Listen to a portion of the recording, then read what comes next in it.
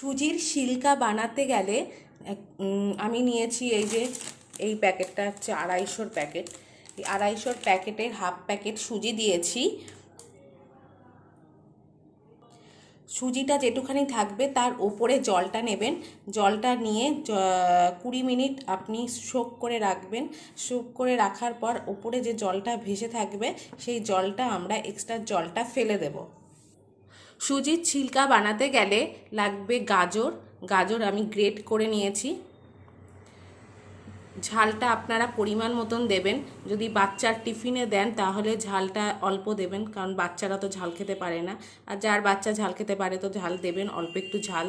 লঙ্কা দিয়েছি, আমি একটা লঙ্কা কুচিয়ে নিয়েছি, একটা পেঁয়াজ কুচিয়ে নিয়েছি, একটু নিয়েছি ধনে পাতা, অল্প একটু কারি পাতা নিয়েছি।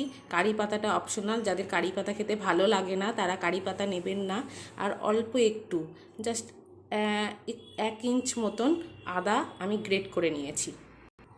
আমি এই সব পরিমাণ যেগুলো সব ভেজিটেবিল নিয়েছি সেই ভেজিটেবিলগুলো আমি সুজির মধ্যে মিশিয়ে নেব।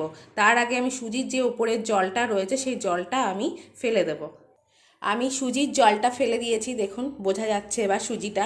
এর ওপর সব ভেজিটেবিল যেগুলো গ্রেট করে রেখেছি সেগুলো আমি এক এক করে সব দিয়ে দেব। আমি সব উপকরণগুলো নিয়ে নিয়েছি। এর মধ্যে দেব আমি সামান্য একটু চিনি আর দেব নুনটা আপনারা পরিমাণ মতন দেবেন। আমি নুন আর চিনি নিয়ে নিয়েছি। এর মধ্যে আমি একটুখানি সামান্য ভাজা মশলা দেব। ভাজা মশলা মানে একটু ধনে জিরে গুঁড়ো ভাজা করে সেটা আমি এর মধ্যে দেব।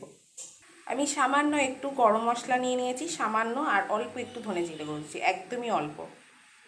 আমি প্রেস্টিজের একটা ননস্টিক তাওয়া নিয়ে নিয়েছি। এই ননস্টিকের তাওয়ায় করলে বেশি ভালো হয়, তলায় লেগে যাবে না। সামান্য একটু করে 1 চামচ করে সাদা তেল দেব আর অল্প করে ছিলকা দিয়ে আমি ভেজে নেব। এরকম একটা কাটা চামচ নেবেন, দিয়ে সুজির ছিলকাটা ভালো করে মেখে নেবেন। আমি ছিলকাটা ভালো করে মেখে নিয়েছি। এরপর 1 চামচ ড্রাই সুজি দিয়ে দেব। ড্রাই সুজি দিয়ে আবার একটু মেখে নেব, তাহলে কি হবে, ভালো ক্রিস্পি হবে। এরকম একটা হাতা নিয়ে নেবেন। এবার ছোট্ট আমি একটা হাতা নিয়েছি, গোল হাতা। এই গোল হাতা 1 হাতা করে নেবেন আর ছিলকাটা দিয়ে দেবেন। কারোর যদি বড় সাইজে ছিলকা করতে ইচ্ছা করে তাহলে তারা আর একটু বড় হাতা নেবেন। আমি ছোট ছোট ছিলকা করব বলে আমি ছোটটা নিয়েছি। আমি 4টে ছিলকা মিডিয়াম সাইজের করেছি। যারা চিজ খেতে ভালোবাসেন তারা এর ওপর চিজ দিয়ে দেবেন, তাহলে চিজ ছিলকা হয়ে যাবে। সুজির ছিলকা খেতে খুবই ভালো লাগে, এটা বাচ্চাদের টিফিনেও আপনারা দিতে পারেন। 5 মিনিট পর উল্টে দেবেন, দেখবেন ছিলকাগুলো এরকম হালকা হালকা ব্রাউনিশ। আমি আরেক পিঠ উল্টাবো 5 মিনিট পর। এটা চিজ ছাড়া ছিলকা। এবার আপনাদের চিজ দিয়ে সুজির ছিলকাটা দেখাবো।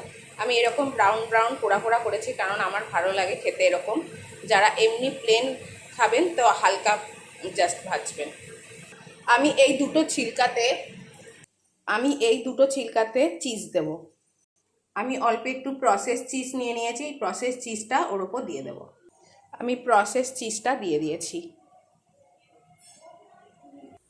চিজটাকে আমি পাল্টে দিয়েছিলাম হালকা, জাস্ট কি বলবো 10 সেকেন্ড হলে আপনি আবার এরকম করে দেন। চিজটা এমন হয়ে গেছে।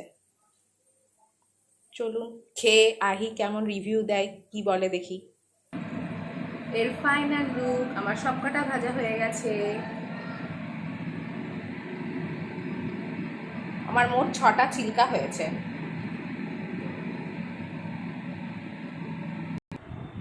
এই যে আমাদের আহি খেতে বসেছে সুজির ছিলকা নিয়ে। বলো, এ নাও, আমি ছিঁড়ে দিয়েছি, খাও, খেয়ে দেখো কেমন হয়েছে বলো। ইয়ামি আছে, পুরো বড়ার মতন লাগছে। তাই?